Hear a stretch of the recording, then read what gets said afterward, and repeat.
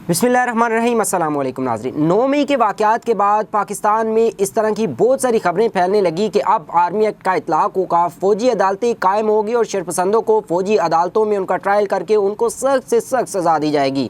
लेकिन बहुत सारी दुनिया ये नहीं जानती कि फ़ौजी अदालतें आखिरकार होती क्या हैं, ये कैसे फंक्शनल होती हैं, कैसे काम करती हैं, कौन इन फ़ौजी अदालतों में जजेज़ होते हैं और किन किन मुल्ज़िमान का इसमें ट्रायल किया जा सकता है। बेसिकली 1952 में आर्मी एक्ट बनाया गया था, जिसके तहत फ़ौजी अदालतों में सिर्फ फ़ौजियों का ही ट्रायल किया जाना था जो कि कोई जुर्म करे या उनसे किसी किस्म की कोई गलती हो जाए या फिर वो जानबूझकर कोई ऐसा काम कर दे जिससे कौमी सलामती को ख़तरा हो, तो उनका ट्रायल फ़ौजी अदालतों में किया जाना था। इसके साथ साथ उन सहाफ़ियों का फ़ौजी अदालतों में ट्रायल करना था जिनको जंग के दौरान अहम तनसीबात और ऐसे इलाकों का विज़िट करवाया जाए जहाँ पर फ़ौजी तनसीबात मौजूद हों और वो मुस्तकबिल में अपने न्यूज़पेपर या TV पर ऐसी कोई ख़बर नशर कर दें जिससे कौमी सलामती को ख़तरा हो, तो इस तरह के सहाफ़ियों को भी आर्मी एक्ट के ज़रिए सज़ा दी जा सकती है। लेकिन 1965 की इंडिया पाकिस्तान वार के बाद सदर अयूब खान के दौर में इसमें तरमीम की गई और 21D मुतारिफ करवाया गया, जिसके तहत सिविलियन को भी फ़ौजी अदालतों में सामना करना पड़ सकता था। ज़ियाउल हक और मुशर्रफ दौर में हमने देखा कि किस तरह फ़ौजी अदालतों में सिविलियन का ट्रायल किया गया और उनको सज़ाएं भी सुनाई गई। साबिक़ वज़ीर आज़म इमरान खान के दौर में 25 लोगों का फ़ौजी अदालतों में ट्रायल किया गया, जिनमें 3 को सज़ाए मौत की सज़ा सुनाएगी और इसके साथ साथ बाकी बच जाने वालों को 10 से 14 साल की सज़ा सुनाएगी। इन पर अपील लाहौर हाई कोर्ट में जब दायर की गई तो इस पर लाहौर हाई कोर्ट ने इन सज़ाओं को मुअत्तल कर दिया और अभी ये मामला सब जुडिश है और अभी तक जो है वो लाहौर हाई कोर्ट में इस तरह के तमाम तर केसेस चल रहे हैं। अब बात करते हैं कि फ़ौजी अदालत कायम किस तरह होती है, कौन इसमें जज होता है और कौन कौन शख्सियात ऐसी हैं जिनका फ़ौजी अदालतों में ट्रायल किया जा सकता है। मिलिट्री या फ़ौजी अदालतें एक छोटे से कमरे में कायम की जाती हैं। जिस मुल्ज़िम के ख़िलाफ़ फ़ौजी अदालत में कार्रवाई चलाना होती है उसका तमाम रिकॉर्ड जैक ब्रांच से लिया जाता है। जैक ब्रांच में इसके मुतल्लिक तमाम मुकदमात बनते हैं। जैक जज एडवोकेट जनरल का मुखफ़फ़ है। जिस शख्स का ट्रायल करना होता है उस शख्स के मुतल्लिका इलाके के फार्मेशन कमांडर के पास आर्मी चीफ या वफाकी हुकूमत की जानिब से वारंट जारी किया जाता है, जिसके बाद वो फार्मेशन कमांडर एक मिलिट्री कोर्ट कायम करता है। मिलिट्री कोर्ट्स 3 किस्म की होती हैं: summary court martial, district court martial और फील्ड जनरल कोर्ट मार्शल। सबसे पहली समरी कोर्ट मार्शल, इसका सरबराह या हेड एक लेफ्टिनेंट कर्नल या मेजर हो सकता है। ये यूनिट के अंदर कायम की जा सकती है और ये हवालदार रैंक के जो लोग होते हैं अगर उनसे कोई जुर्म होता है तो उनको सज़ा दी जाती है और ये कोर्ट 1 साल तक सज़ा सुना सकती है और इसके साथ साथ उस मदने को जो है वो सर्विस से भी बरतरफ किया जा सकता है। उसके बाद आती है डिस्ट्रिक्ट कोर्ट मार्शल।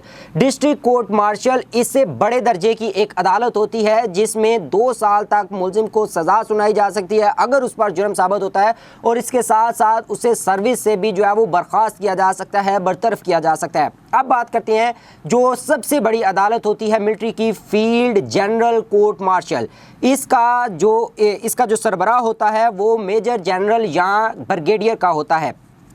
तीसरी अदालत में सबसे जो है वो ज़्यादा लोग मौजूद होते हैं। 3 से 5 फ़ौजी इस अदालत में शामिल होते हैं। इस अदालत के वारंट जो होते हैं वो आर्मी चीफ यानी कि चीफ ऑफ आर्मी स्टाफ जारी करती हैं और पहला वारंट जो है वो मेजर जनरल को और दूसरा वारंट जो है वो ब्रिगेडियर को जारी किया जाता है। इसके बाद ये दोनों अपने मातहत अफसरान पर मुश्तमिल जज कायम करते हैं जो कि तमाम तर मामलात का ट्रायल करते हैं और ये लोग ट्रायल करने के बाद सज़ा सुनाते हैं और सज़ाए मौत तक की सज़ा भी यही अदालत सुनाती है। आर्मी एक्ट के तहत किसी मुल्ज़िम को गिरफ़्तार करना मकसूद हो तो गिरफ़्तारी के 8 रोज़ के अंदर अंदर उसका ट्रायल मुकम्मल करके उससे सज़ा सुनाना होती है और ट्रायल को अगर इल्तवा करना हो तो फिर उसकी ठोस वजूहात बताना होती हैं और टोटल 4 मरतबा इसका इल्तवा किया जाता है।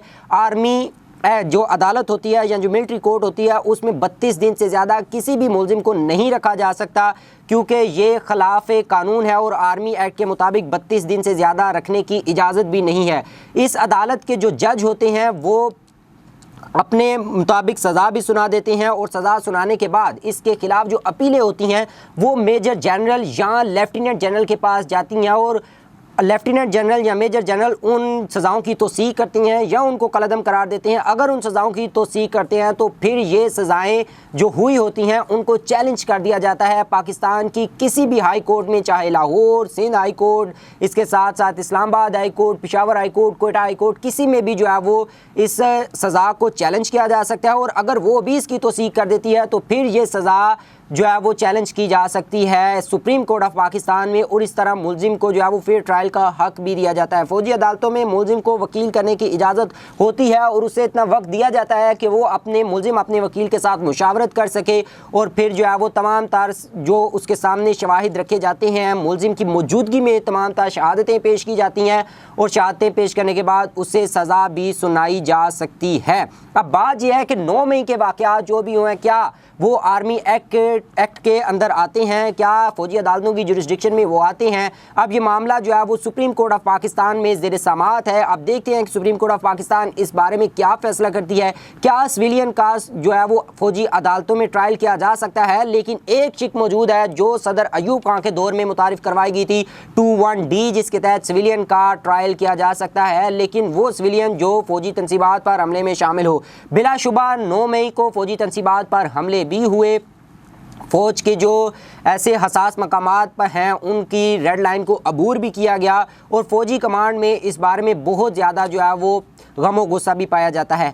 अब बात करते हैं फ़ौजी अदालतों पर एतराज़ क्यों किया जाता है। फ़ौजी अदालतों पर इसलिए एतराज़ किया जाता है कि फ़ौजी अदालतों के जो जज होते हैं वो कानून को इतना नहीं जानते और उनका कोई कानूनी एक्सपीरियंस नहीं होता। इसके साथ साथ फ़ौजी अदालतों में जो जज मुकर्रर किए जाते हैं वो उनका कोई अफसर होता है जो उनसे बड़ा ऑफिसर होता है, जिस तरह मेजर जनरल है या ब्रिगेडियर है, वो इस तरह जो है वो अपने मातहत अफसरान को जज मुकर्रर करते हैं और वो अपने जो कमांडर होते हैं उन्हीं के मुताबिक फ़ैसला करते हैं। इस तरह की जो है बातें भी की जा सकती हैं।